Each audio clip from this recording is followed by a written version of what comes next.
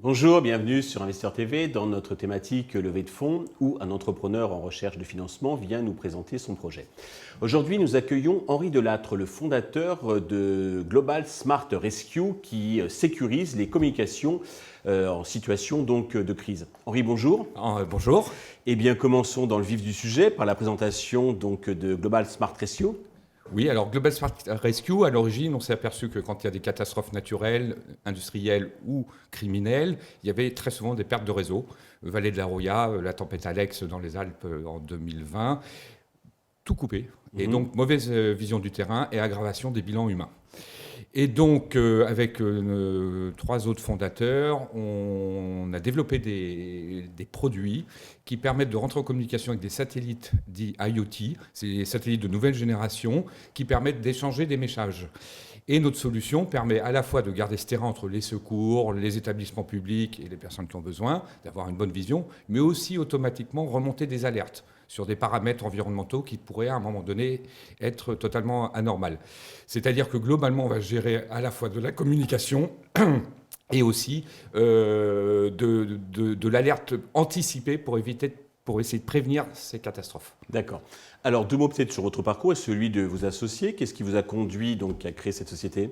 Alors, j'ai une autre société qui est toujours en fonctionnement. Donc, je suis tombé un peu il y a plutôt 15 ans à peu près dans l'entrepreneuriat. Et je cherchais un projet qui a un peu plus de sens que purement du commerce. Et un ami de 30 ans qui est ingénieur-chercheur au CNES, au Centre national d'études spatiales, est venu me voir en disant on a développé, on a cette idée-là, on a les compétences techniques, il faudrait faire la société. Nous, on n'a pas les compétences en termes de business, parce que c'est tout un monde qui est très très différent de la recherche. Donc on a fait cette société et j'ai commencé même à financer tout ce qu'on appelle early stage et seed, jusqu'à maintenant où l'ensemble de nos produits sont prêts à être industrialisés pour faire ça. D'accord. Alors, concernant vos positionnements, vous pouvez un peu détailler vos spécificités, parce que j'imagine que des solutions palliatives, quand les communications normales donc, sont coupées, existent. Quels avantages, comment vous distinguez donc, des autres solutions qui peuvent être proposées ? Il existe évidemment des solutions de communication satellitaire. Le téléphone satellite habituel, c'est très coûteux. C'est très coûteux, les terminaux sont coûteux, les abonnements sont coûteux. L'avantage, c'est que vous pouvez même faire de la vidéo avec, du moins, plus ou moins. Nous, en passant par l'IoT, il y a beaucoup moins de messages, ça sera que l'essentiel. Donc, les systèmes de satellites actuels, dites New Space, et celles qui vont arriver, type constellation Kinéis, vont réduire le coût de 10, voire 20 les coûts de communication. Donc un terminal, très vite, sera sur des prix accessibles dans les 200-300 euros, peut-être à l'heure actuelle encore 1000 euros, je dirais, alors qu'un terminal Iridium Phone habituel, c'est déjà 2000 euros avec des abonnements très très chers. D'accord. Alors concernant le business model, vous disiez que ça intéresse tant les militaires que les civils. Alors comment vous facturez ? C'est un abonnement ? C'est une vente one-shot de matériel ? Est-ce que vous pouvez nous préciser ? La sécurité civile, et d'ailleurs au niveau militaire, c'est ce qu'on appelle le dual. On a 3 volets de facturation. Un volet de vente de produits hardware. On a développé pendant 2 ans et demi du hardware. Par location aussi, de leasing, ça peut être faciliter certains organismes. Et aussi après d'abonnement sur les coûts de communication satellite ou les coûts de service. On a développé tout un ensemble à 360 degrés de réponse à une catastrophe, parce qu'il y avait des trous dans la raquette dans la communication, mais il y a aussi des trous dans la raquette dans d'autres choses. Et les nouvelles technologies actuelles permettent. Par exemple, vous avez une technologie qui permet en 5 minutes de numériser l'ensemble du bureau ici, oui. Et ce qui fait qu'un intervenant, un pompier par exemple, s'il doit aller sur un incendie, ou un militaire sur une prise d'otage, pourra visualiser sur son téléphone ou sur vos bureaux en 3D. D'accord. Pour avoir une vision plus intuitive que sur un simple plan. Ah oui, ça, c'est l'une des solutions aussi qu'on propose. C'est tout à fait donc, impressionnant. Alors, côté traction, vous avez commencé à faire un petit peu de chiffre d'affaires, mais je crois que vous avez un carnet de commandes pour 2023 qui commence à se remplir. Ça commence à se remplir, ça se remplit, je dirais, de jour en jour. Il y a des noms d'entreprises que je ne pourrais malheureusement pas citer tout de suite. Tout à l'heure, on a encore une bonne nouvelle sur un organisme de recherche en Suisse. On a déposé des produits qui sont en test au ministère de la Justice dans dans un des départements, ça pourrait être un contrat s'ils sont intéressés, qui pourrait monter jusqu'à 2 millions d'euros. Les clients arrivent, on est prêt technologiquement à industrialiser et à apporter, et on a la chance de voir les clients. Après, un autre point aussi qui aide beaucoup, c'est tout un écosystème. Il faut être bien dans l'écosystème. D'accord.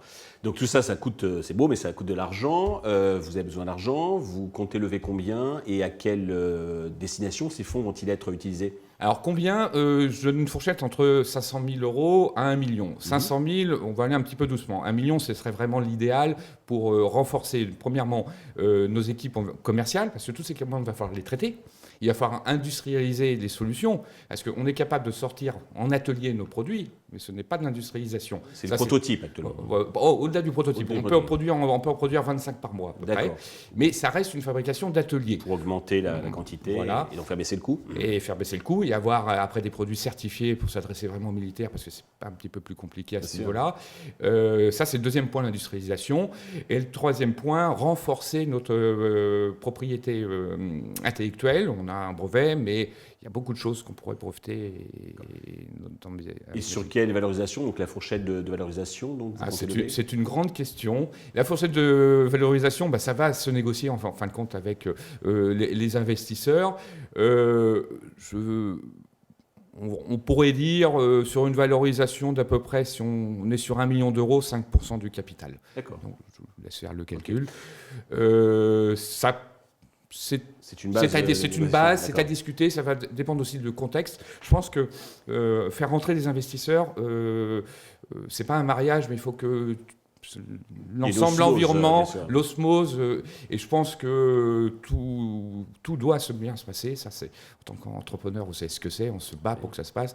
Et moi, j'envisage quand même une sortie des investisseurs à un coefficient de 2 jusqu'à 4, peut-être plus. C'est très clair. Pour conclure, avez-vous un message particulier à l'adresse des investisseurs justement qui nous regardent? Oui, j'ai un message. Le premier message, il y a eu deux crises, la crise sanitaire et la crise ukrainienne. Il y a eu une très forte prise de conscience des pouvoirs publics, tant en Europe qu'en France, sur l'importance de la sécurité civile et les problématiques de résilience qu'on peut avoir en cas de catastrophe, quelle qu'elle soit. Donc déjà, il y a une grosse prise de conscience, des gros budgets de subventions qui sont en train d'arriver tant au niveau européen que français. Là, ça, c'est la première chose. Deuxième chose, les technologies sont là. Et le marché est très, très grand. Et on n'est pas dans un marché que je considère comme un marché sanglant où il n'y aura qu'un seul gagnant. Ce qui va permettre, sans prendre des risques énormes, de pouvoir faire une entreprise qui, nous prévoyons à peu près à 5 ans, environ 100 millions d'euros de chiffre d'affaires. Henri, merci pour toutes ces précisions. Je vous souhaite de réussir cette levée de fonds, le succès pour Global Smart Rescue. Tous les investisseurs intéressés peuvent contacter la chaîne qui vous transmettra leurs coordonnées. Merci à tous de nous avoir suivis. Je vous donne rendez-vous très vite sur Investisseur TV pour un nouveau projet dans lequel investir.